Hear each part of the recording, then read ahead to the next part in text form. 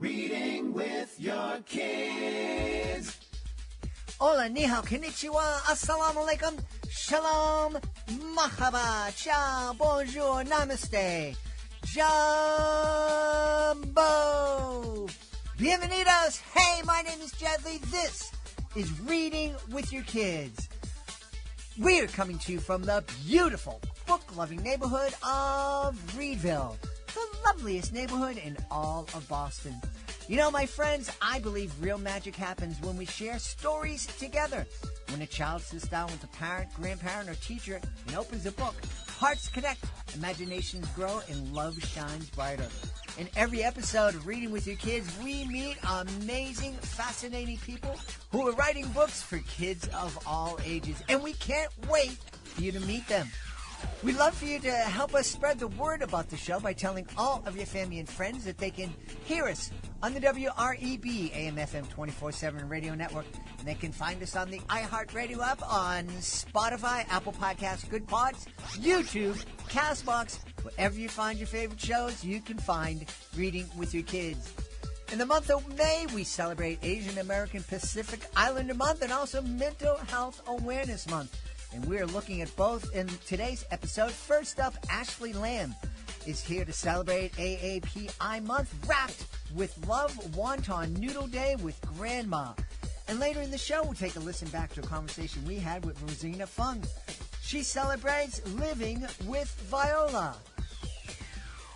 This episode of Reading with Your Kids is brought to you by Fart Boy and Reeky Dog, Dino Doom.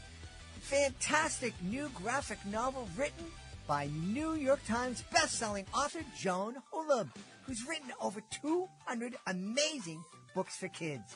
It's school sleepover at the museum. What could go wrong? Well, how about this?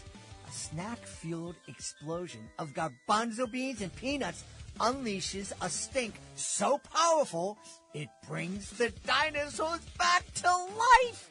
Now, Fart Boy, Reeky Dog, and their friends are in the middle of a dino-sized disaster. They have to solve tricky riddles, find missing bones, and stop the stinkiest villain of all, Professor Gravy Pants. Because if they don't, the dinosaurs could take over. Or worse, they could become Dino Dinner. This action-packed graphic novel is bursting with friendships, adventure, and enough laughs to shake the museum walls. If your kids love superheroes, if they love dinosaurs, and if they love to laugh until they can't breathe, then Fart Boy and Reeky Dog Dino Doom is the book for you. Because sometimes the power to save the world comes from the unlikeliest place. Grab your copy today and get ready for a reading adventure that's truly dynamite. This episode of Reading with Your Kids is brought to you by Atmosphere Press. Have you been dreaming about publishing a children's book, one that sparks imagination, creates bedtime memories, and maybe even becomes part of a family's story for years to come? The truth is, great ideas deserve more than a file sitting on your laptop. They deserve to become real books, beautifully designed, professionally published, and ready to reach young readers everywhere. At Atmosphere Press, you get expert guidance through every step of the journey, from editing and illustration to design, distribution, and marketing. So your book doesn't just get published, it gets positioned for success. Whether it's your first picture book, a middle grade adventure, or the story you've been carrying for years, now's the time to bring it to life. Visit atmospherepress.com to send in your manuscript and see what your book could become. That's atmospherepress.com, where your book can go above and beyond even your wildest dreams. Join us right now from New York City. Our guest is here today to celebrate her debut children's picture book. It's called Wrapped with Love, Wonton Noodle Day with Grandma. Please welcome to the show, Mom, author, award-winning author, and financier. Ooh, so fancy. Ashley Lam. Hey, Ashley, how are you? Good. Thank you for having me, Jed. It's honestly an honor to be on this podcast. Thank you for those very, very kind words. Wrap with Love. I'm picturing this. I haven't had a chance to see the book, but I've had a similar day. I think I had dumpling day with Sophia. We host international kids in our home as they're studying in high school here. And one day, Sophia and she's from Zhejiang, China. We made dumplings from scratch, not from the wrappers we buy at the store, but from scratch. And they were amazing. They were the most delicious things I've ever had in my entire life. And it was much fun making that with a lot of work.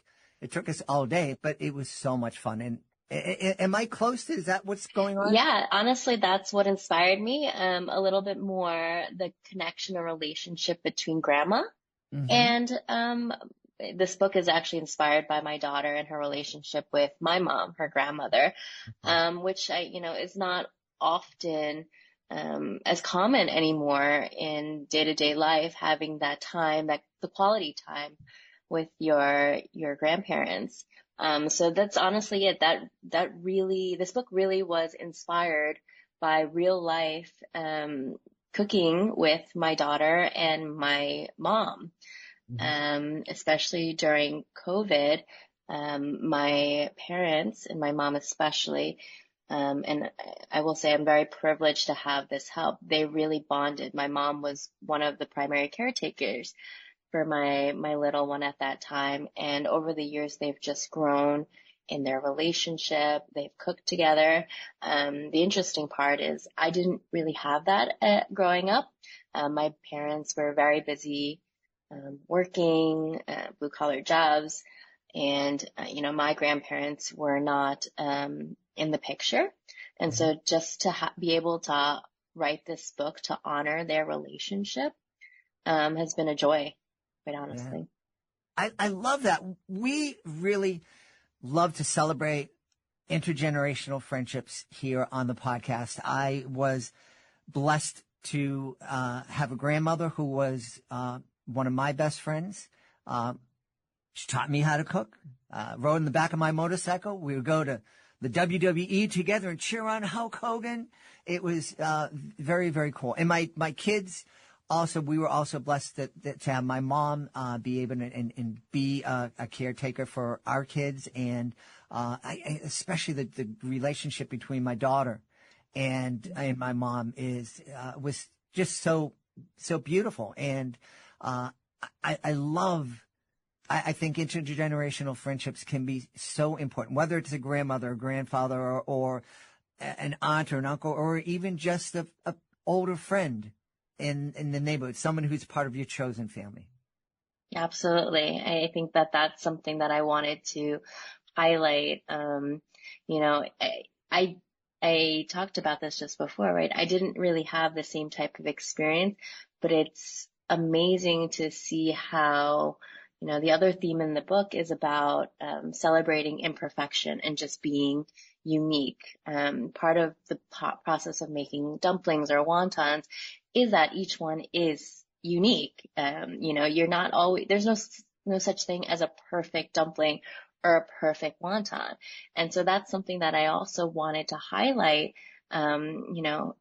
I myself have a little bit of that tendency of being an immigrant child and being an oldest daughter and really striving for perfection. And so when I saw this relationship with my mom and my daughter and them just making dumplings together and just being silly and enjoying, that not every wonton had to be exactly the same, and seeing my daughter being frustrated at times because she wanted to make it exactly like grandma or make it perfect. And that wasn't the goal. So that was something that I really wanted to highlight and, teach. But I also, to be frank, was very intrigued that my mom, her grandmother, was advocating that it's okay to be not perfect, because that is kind of a little bit different than how I was raised. So, and this book was intended also to highlight that from from what I've seen from my mom and the differences when of how she treats me or how she treated me growing up versus now her blossoming and embracing her new title as grandma. She loves it. I'm curious. We talk a lot about what kind of conversations families can have as they're reading a book, but I am wondering if this book has sparked a conversation between you and your mom where you're sitting down and go, yo, Mom, where is this? Where was the understanding that you don't have to be perfect when I was growing up? I think that, she does say, well, now I'm a grandma, so it's very different. The stakes are completely different. So that's her viewpoint, but also she thinks she's going to be famous now because she is the grandma in the book. But yeah, it's something that I think she understands, but now, that's for her granddaughter. I think things are different, hopefully for the better. But that's just something that I'm not sure if she'll, change or agree that her way of teaching me and my upbringing should have changed. But certainly for her granddaughter, her only granddaughter at this time, things are different for her. She's the special child, the golden child. Yes, my wonderful mother-in-law who we just recently lost would call my son Cielo, heaven. And she treated him like that too. So, yeah. Which was very different than how she raised her kids. But that's the beauty of being a grandparent. Yeah.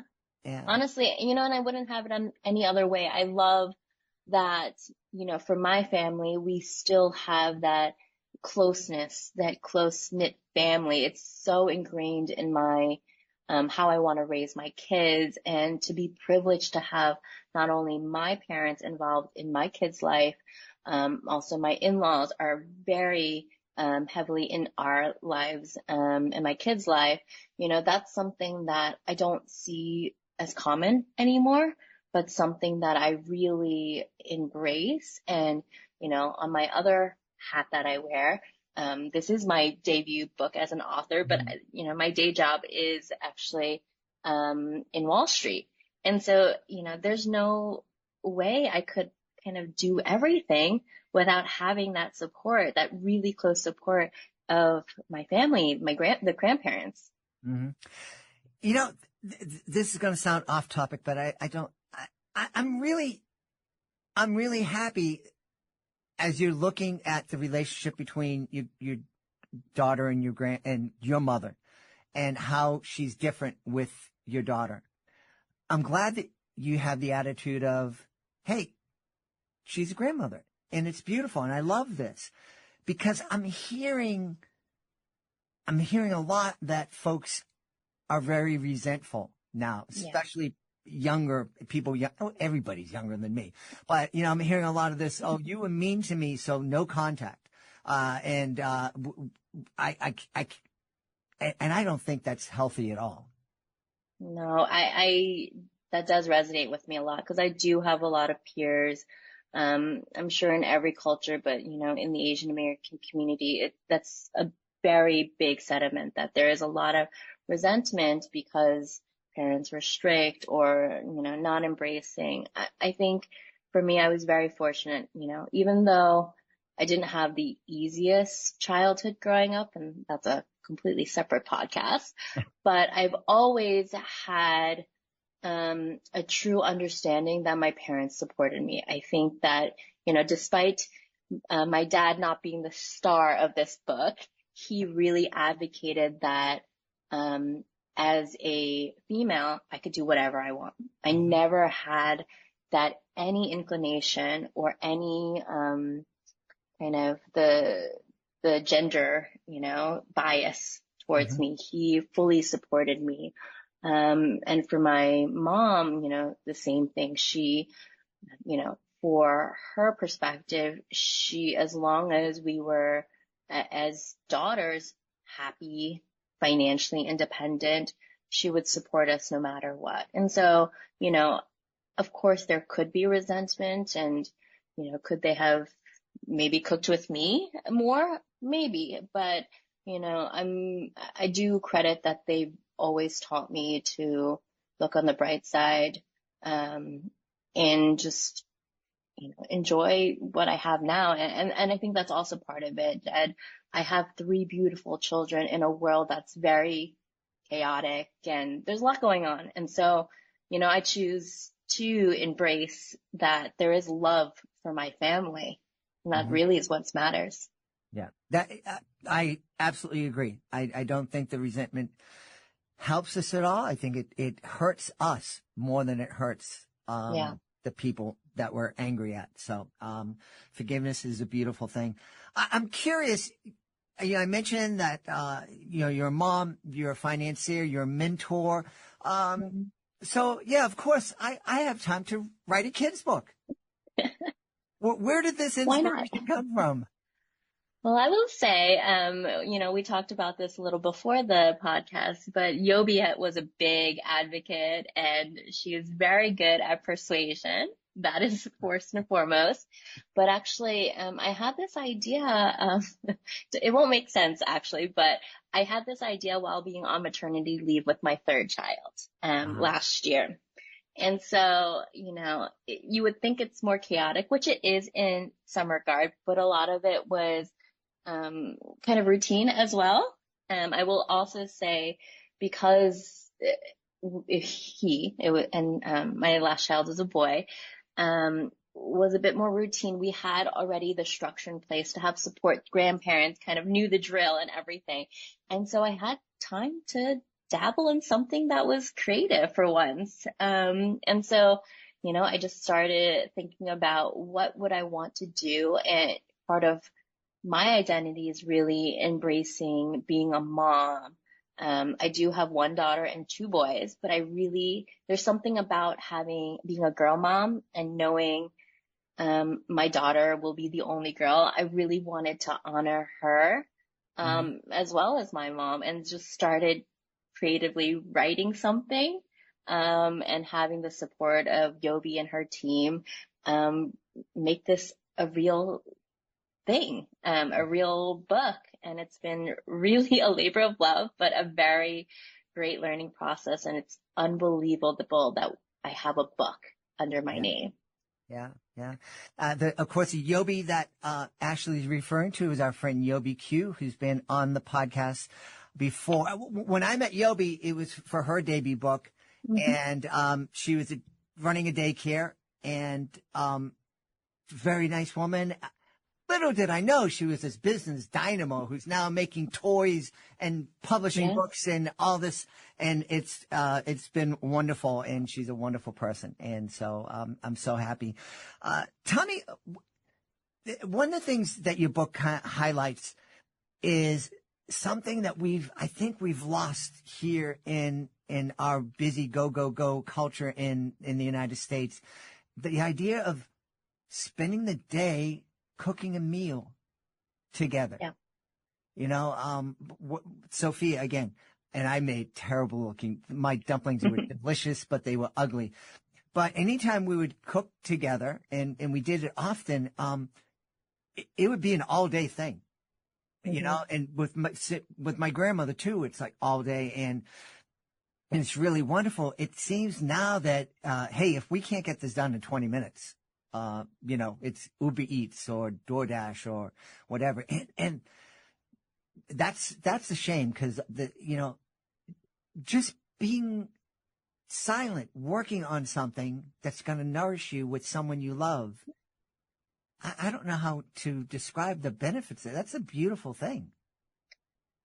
Honestly, that's kind of why I also wrote the book. I am in that category of go. I mean, as a mom of three, working as a financier and all the other obligations, I am very much go and a supporter of DoorDash and Uber Eats.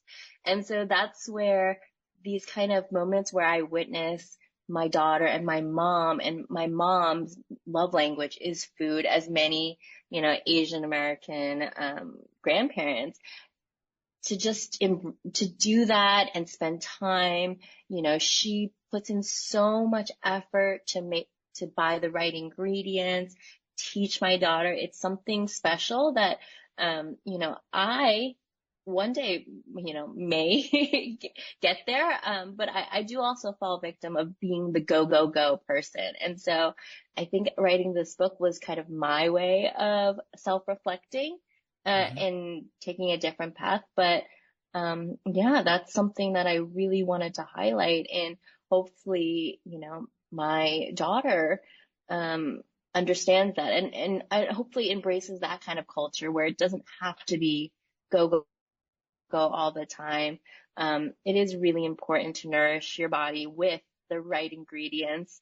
And honestly, it's just been, my kids love their grandma's food. Like, we have access to a lot of food in New York City. So these kids get exposed to a lot, especially when their parents, enjoy the restaurants and ordering out, on occasion. But when they eat their grandparents' food, especially the wonton noodle soup, they are different kids. They are eating multiple bowls, and it's astonishing to see. You never have to like force feed them or tell them to keep eating because they do it on their own. So you really can tell how good it tastes, but it also must be so nurturing not to, eat something that is homemade as opposed to always going out. And there's nothing wrong with that, but I really wanted to highlight that kind of moment because I personally don't always have that time to do that. I'm curious now that there's a book that's kind of celebrating your daughter and your mom's relationship. Are you feeling any pressure to write a book about your two boys or one for each boy? That's so funny that you say that because I kind of do. I don't know if I have any ideas at the moment, but I do have a little bit of pressure. I worry that one day they're going to be like, well, you clearly have a favorite child. But for now, there's something about being, the interesting thing about the relationship between my mom, myself, and my daughter is all three of us are the eldest daughters. And so there's something about that, to see this intergenerational change and personality and how far we've come in each generation and what we as women have built and what my daughter may build. There was just something special about that I wanted to really just put into writing. But maybe there'll be a book about the boys. We will see. How did it feel when, I don't know if she handed it to you directly, but the first time you received the book from Yobi or from one of her team members? Yeah, so they shipped it to me directly from, I believe Yobi got it in Hong Kong. It was crazy to see it tangible.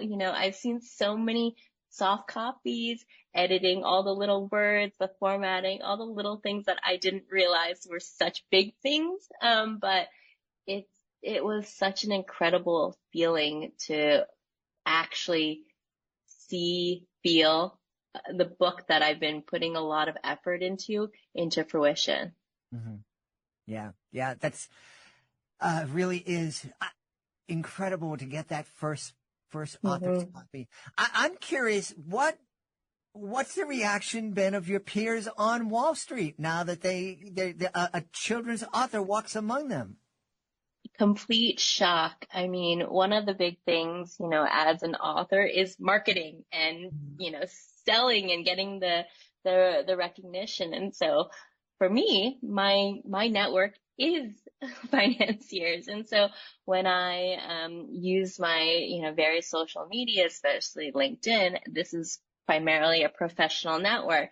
The response has been phenomenal. I mean, there's so many people that have been, in the back of their mind thinking of doing a creative venture or, they had no idea because quite frankly for me, I was keeping a little bit of professional versus, personal life separate. But the response has been amazing. People have approached me to see if I want to do different, speaking events, either for Asian American Pacific Islander Month, which is coming right up in May, or, speaking about how do I do what I do as an executive director in finance and still have a creative outlet and be a mom. So it's been amazing, a little bit overwhelming at times, but, I hope that this gives people some optimism that it can be done, and I'm more than happy to help them with their aspirations as well. So it's been overwhelmingly, but in a good way. Yeah, yeah. And I'm imagining that having the ability to be creative kind of helps that other side of your brain, the logical finance. We got to make all the numbers add up side. Yeah, I think so. Or maybe that was the creative side wasn't being used. So now I have a little bit more spark in me to think of different things. I've been doing what I do for 15 years now. And yes, there's aspects that will use, the brain, but you're right. It's very logical, process driven, all that stuff. So it's been interesting to get my, creative juices flowing and see what else I can do. It's definitely not something, it had to be a little bit retrained or, to be triggered a little bit. Love it. We should tell everybody where they can go to find out more about Wrapped with Love, Wonton Noodle Day with Grandma, and find out more about Ashley Lam. Yeah, so right now the book is available on bookandauthor.com. And as well, we are recently now on Amazon. So that's been great. You can reach me at Ashley Lam 342 on Instagram. That's the best place for now. We've had a really fun time speaking to the author of Wrapped with Love, Wonton Noodle Day with Grandma, the debut picture book from our guest, Ashley Lam. Hey, Ashley, thanks for being on Reading with Your Kids. Thank you so much, Jed. Hey, this episode of Reading with Your Kids is brought to you by AspireDrinks.com. Hey, I have a quick question for you. Have you ever wanted a little extra energy, but not the kind that makes your heart race or leaves you crashing an hour later? Well, that's exactly why I want to tell you about Aspire Drinks. You'll find them at AspireDrinks.com.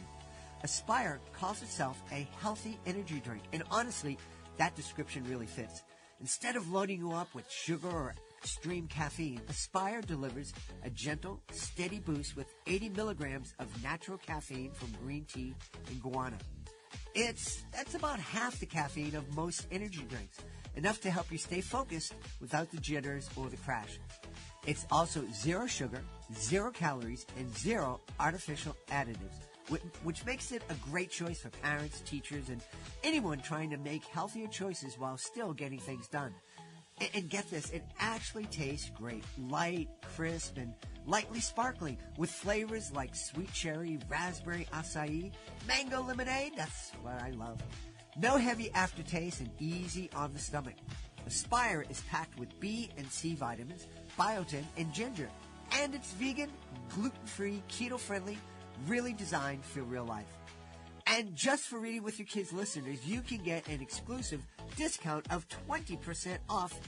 That's the highest discount available when you shop at AspireDrinks.com and use our promo code READ. That's READ at AspireDrinks.com. Healthy energy done right. This episode of Reading with Your Kids is sponsored by Ramble Office. Before I tell you about Ramble Office, let me tell you about what travel used to look like for me. When I take the Reading with Your Kids studio on the road, it was like a lot. I had one box for the mixer, another case for microphones, a satchel for my laptop, cables everywhere. And I always felt like I was forgetting something. That's why Ramble Office really clicked with me. Rambo takes everything I used to juggle, tech, gear, personal stuff, and puts it into one smart, great-looking unit that's designed to be a mobile office, not just luggage. Everything has a place. Everything stays protected. And when you get to where you're going, you're ready to work. Instead of digging through bags or repacking your life every time you move, Ramble keeps your setup organized and ready to deploy. Travel days stop being chaos and start being productive. It's sleek, modern, built for people whose work doesn't stop just because they're on the move. And if your job follows you, whether that's podcasting, teaching, consulting, or creating, Ramble is worth a look. Go to rambleofficeanywhere.com, all one word, rambleofficeanywhere.com.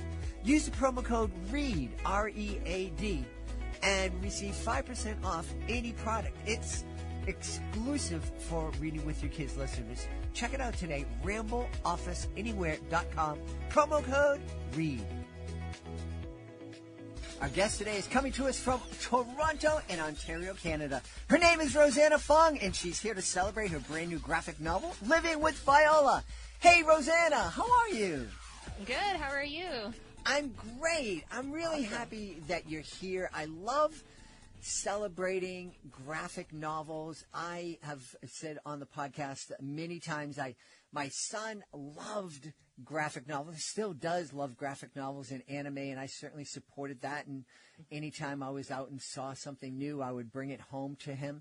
But I also, at the same time, would go into his room every once in a while and just say, would you please read a book without a picture? Once in a while, please. And I never really owned the fact that reading graphic novels is reading. And is, the reading that we find in graphic novels, the stories, they're a lot deeper than, what used to happen in the Peanuts comic strip. Mm-hmm. Yeah. Yeah, for sure. I hear a lot about that. The comics have definitely, graphic novels have come a very long way since I was younger, that's for sure. When I was growing up, graphic novels, as it was, is not as big as it is now. Certainly, there was not as many choices, and so comics often have a very, quote-unquote, juvenile history, right? Like, tied to, it's only for kids, for young kids, and they don't have merit, but that's certainly not the case. It is a very incredible medium for storytelling, and definitely they are books. They're books, and people enjoy reading them, and they are very much real books. And even Peanuts are they're very deep. A lot of them, they tackle a lot of subjects that I didn't recognize until I was older. I was like, this is very interesting. But yeah, I love comics very much. I'm glad that your son and many people do enjoy them. Yeah, no, he really does. In fact, he's married and has his own place, but it's not big enough for him to take his collection of graphic novels. So we still have a closet full of them. Yeah. Tell us. Space is, yeah. It is. Tell us about Living with Viola.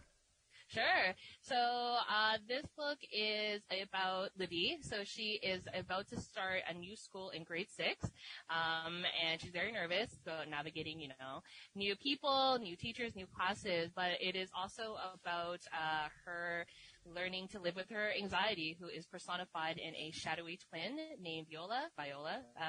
Follows her everywhere, and often will amplify all her deepest fears, her insecurities, and her doubts everywhere she goes. So the book is about her learning to live with Viola, which, again, I said, it is about her learning to manage her anxiety throughout the course of this book, and presumably from beyond. It is also a book about identity. It's Livy is based on myself, Lucy on myself, and she too is a second-generation immigrant. Her parents are from Hong Kong, so she learns a lot about cultural difference in the ways that is not often accepted.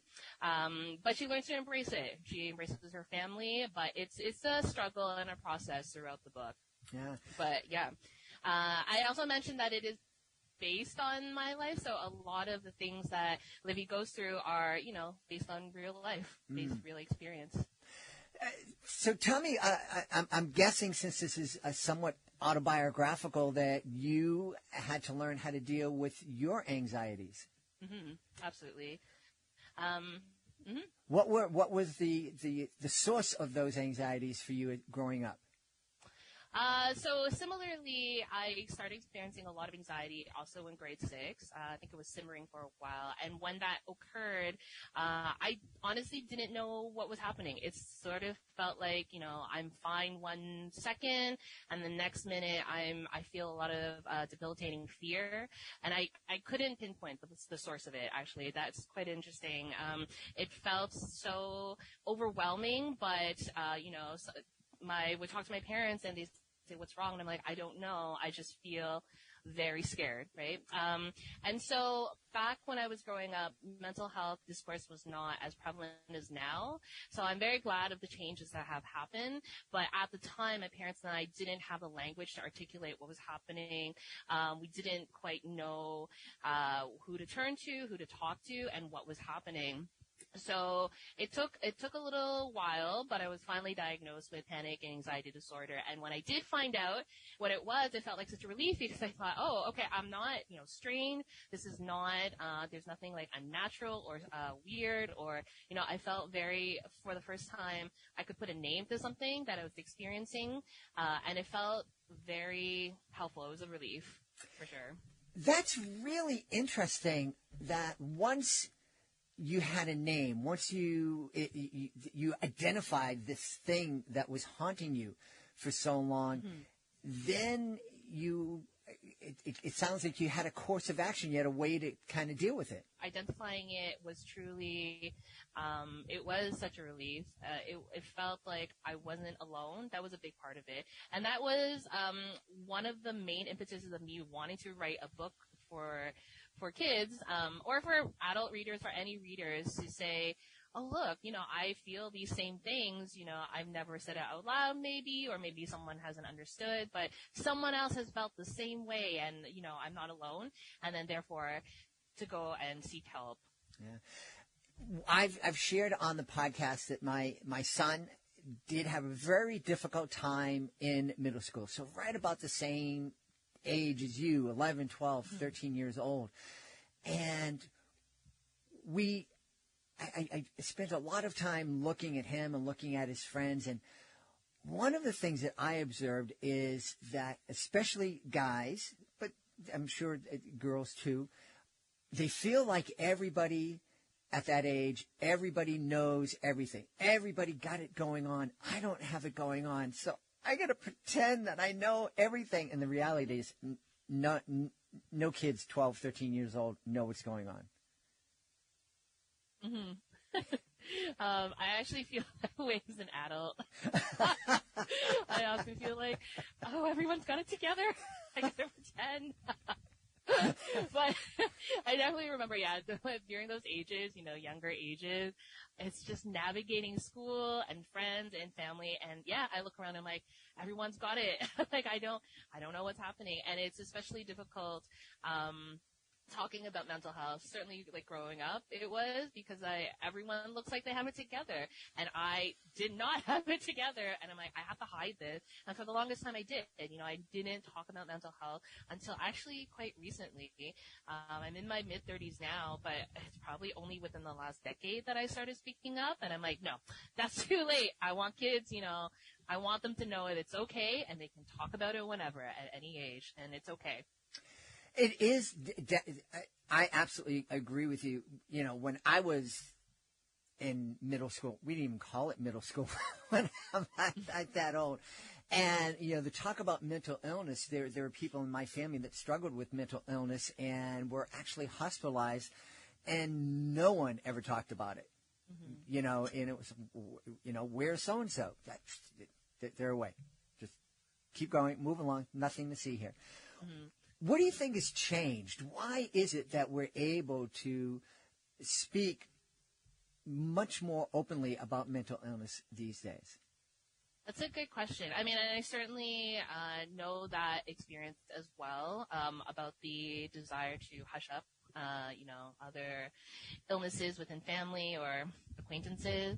A lot more people are speaking out, and I have to think about why I finally felt emboldened to say, like, okay, I want to talk about it. I've always felt very candid in the work that I do. And it was actually in seeing, either on social media or either reading different other books or seeing it in media. It just, when it became to talk about even a little bit, I was like, okay, right. I'm not alone. I'm going to speak out now. And so more and more people feel, I guess it's like a safer space now. I can't say it's completely safe, of course. Everyone has different experiences and different environments they are growing up in. But I think it's like a slow trickle, I suppose. One person decides like, no, this is enough. I have to talk about this. And it led to other things. And so my exposure to other people talking about it so candidly, it made me feel like this is it. This is the time I will start. And for me too, when I started talking about it, it was very small, like little hints on the work that I do, comics I do, I put up on social media or just talking about it with a friend. But soon it snowballed. As I was going to say snowballed because that sounds negative, but in fact, I talk about it more and more.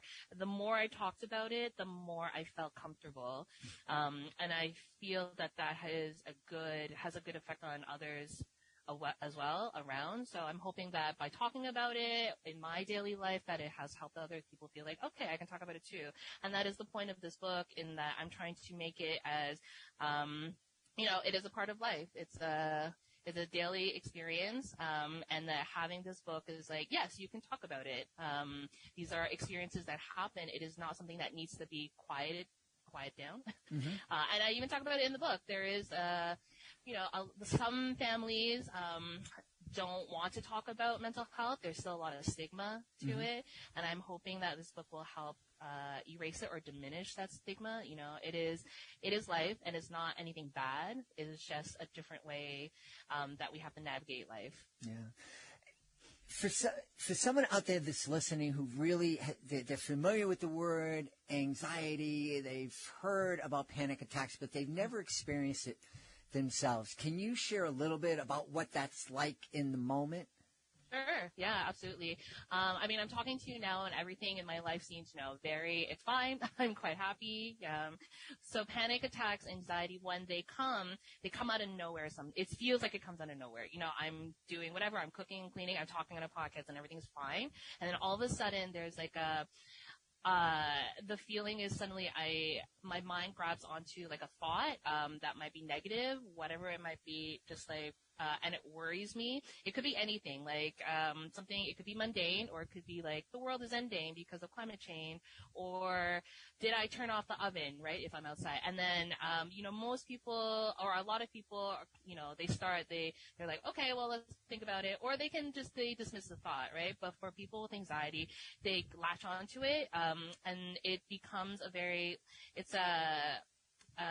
like a cycle. So I think about, did I turn off the oven, and then I think about it over and over again. I cannot let it go, to the point where I feel a lot of symptoms that are physical symptoms, such as I'm sweating, the back of my head feels numb, my heart races, right? And I can't let it go.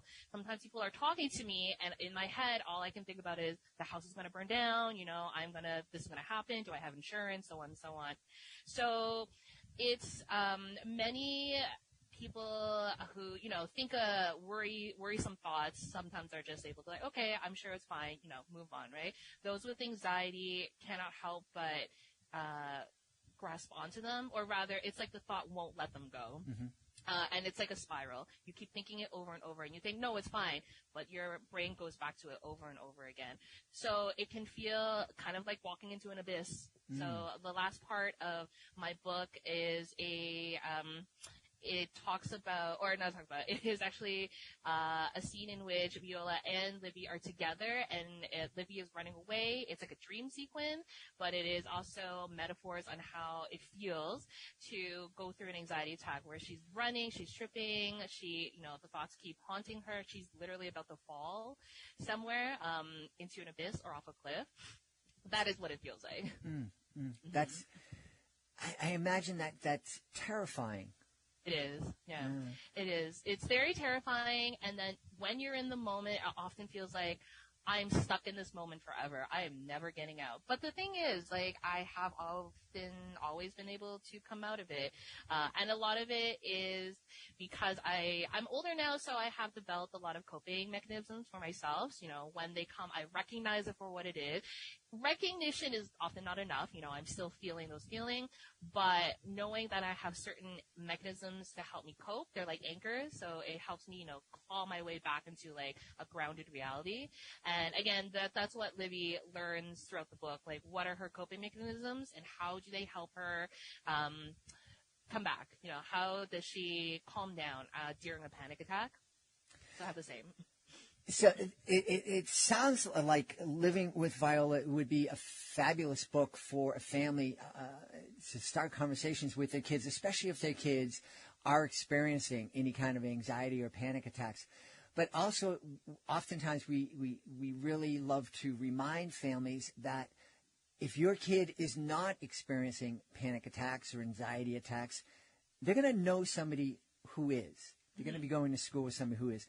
So it's real important for those kids to have conversations so they can develop some empathy. Yeah. What would, you know, if there was somebody in your class back in middle school who knew that you were experiencing these challenges, is there something that they could have done that could have helped you get through them? Yeah, for sure. Like, I didn't talk to anyone about it except my parents. I was able to hide things well, you know, and I feel like a lot of people do that. Like, when I go through an attack, I don't want people to know that it's happening, so I'm able to have a mask. It would have been nice to know that if I'm going through an experience like that, and if my friends had known, I wouldn't have to pretend that everything's fine and just, you know, sometimes I would talk, but I felt so dissociated with what I was saying because in my head was all this like turmoil and all these thoughts.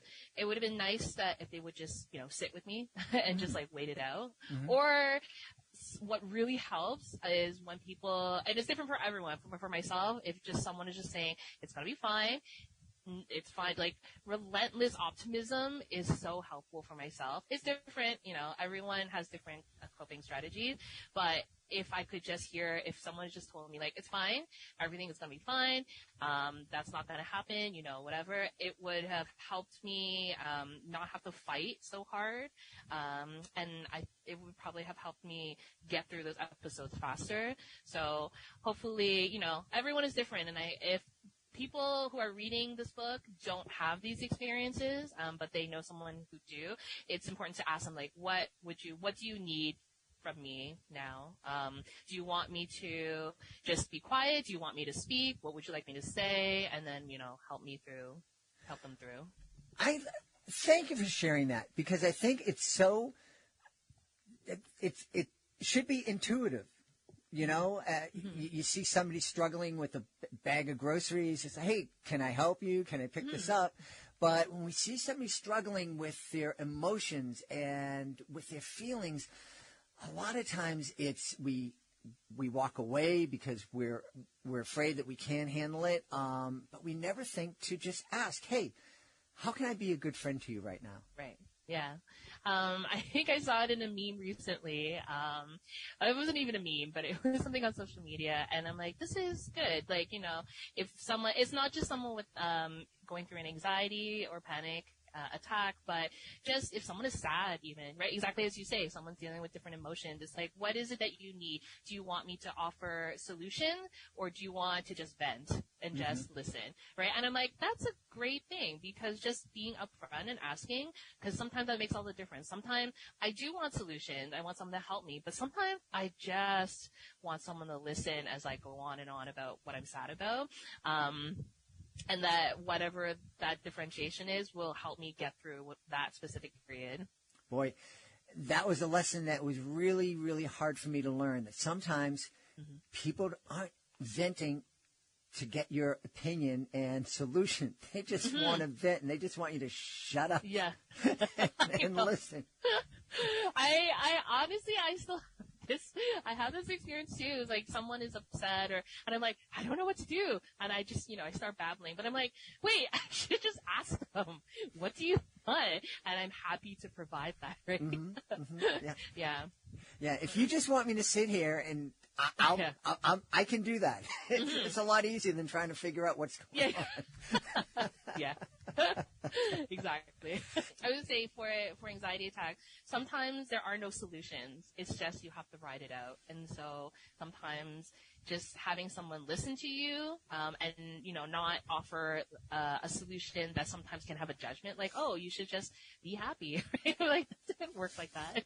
But if you're just listening, I'm like, okay, that's good. And you're not judging me. I'm just going to keep telling you what I'm afraid about. And it helps. Tell me, as somebody who has struggled with anxiety and panic and worried about being judged, and thankfully you've developed some mechanisms and some strategies to deal with that. But I imagine then taking the next step and kind of spilling your guts out all over the pages of a graphic novel, that takes some courage. Where did that come from for you? That's a good question. I have always been very candid and honest in the work that I do. I just, you wear your heart on your sleeve. That's what I do. I wear my heart on the page. Comics actually help me figure out stuff, like whatever's happening in my head, whether I have a problem. When I write it down and when I draw it out, I immediately feel better. It just helps me work things out that I can't do it just in my head. And so writing a book about it it seems like a very natural development in the work that I already do. And again, it's what we were talking about before. It's because discourse is opening up about talking about mental health. And so I am at a place in time where I feel I'm comfortable with doing this because I've talked about it so much now that writing a book about it is, that seems totally like, that's what I would do. But if you asked me this 10 years ago, I don't think I would be at the right place. I would feel very much like, no, I can't let everyone know what's happening. Like, what does, I'm just trying to figure it out. But because I've been talking about it so much at this point, that I felt like this is the time, right? I feel very comfortable. And, it's going to be different for everyone. Not everyone's going to be comfortable immediately. And that's totally fine. You take it at the pace that you need to feel comfortable about talking about yourself. And then hopefully you will, you'll get there where you are like, I feel good about it, and again, took a while, but and the thing is, the more I talked about it, slowly at first, but little by little more, I'm hearing a lot of people with anxiety, and I'm like, wow, I never would have thought it. People that a lot of my friends or just acquaintances sometimes like, oh yeah, I experience this. I'm like, I'm surrounded by people with anxiety. We could have been talking about this earlier. So I hope the more we talk about it, for any individuals, the more they talk about it, the safer they will feel, more comfortable about it. Yeah. So Living with Viola is a debut graphic novel, as I understand it. How did you enjoy the process? Is this something that you want to continue to do? I love it. I love making comics so much. And this is my first long form comic. It took years, like literally years, but it was so great because it actually was like an anchor working on this. I worked on most of this actually during the first lockdown and so on. And, a lot of people were struggling because for obvious reasons, it was such a difficult time. But knowing that I always had something that I have to work on, a deadline, kept me focused. That's different for everyone, right? Everyone had different reactions to it, and this was just my personal reaction. Like having pages I have to ink helped me keep going throughout the day. So that was helpful, but I love comics so much. Every part of it was a pleasure to work on. I chalk it up to a great editors, and Annick Press, who published this book, has been very wonderful working together. I'm actually working on a second graphic novel right now with them. It is not a sequel, it's a completely separate story. It's aimed for the YA market, but again, just working on comics gives me such joy. That's fantastic. Well, I know people are going to want to know where they can go to get more information about Living with Viola and also learn more about Rosanna Fung. Sure, yeah. You can check out my website. It's rosanafung.com. And then you'll find more about the book there, as well as other work that I do. I do illustration as well. And my Instagram, like I talk a lot about, I have just like random comics that I just do about my life. That is, my handle is Rosanna Fung. That's it. Awesome. We've had a great time speaking to the author and illustrator of Living with Viola, Rosanna Fung. Hey, Rosanna, thanks so much for being with us. Thank you so much for having me. Pleasure to talk. We hope you've enjoyed this episode of Reading with Your Kids, and will join us for the next exciting episode of the show.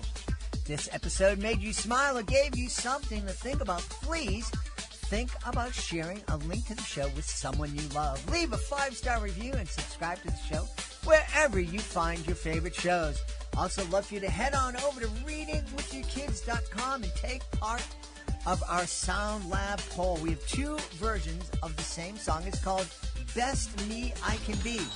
One of the versions is kind of like a poppy dance radio hit. The other is something that you would most likely associate with kids' music. Let us know which version you like the best. Let us know which version your kids like the best. And, we really appreciate that. We really appreciate our guests and everybody who made today's show so wonderful, starting with our guest, Ashley Lam. Please be sure to check out Wrapped with Love, Wonton Noodle Day with Grandma. Also, want to thank Rosanna Fung. Please be sure to check out Living with Viola. Want to thank my promotions director, Chris Doherty. I want to thank my beautiful wife for all the support and love she gives me. Most of all, we want to thank you. Thank you so much for taking the time to join us today. And as always, thank you so very much for taking the time to make the world a better place. And you do that every single time you read with your kids. I'll be looking for you in the next episode of Reading with Your Kids.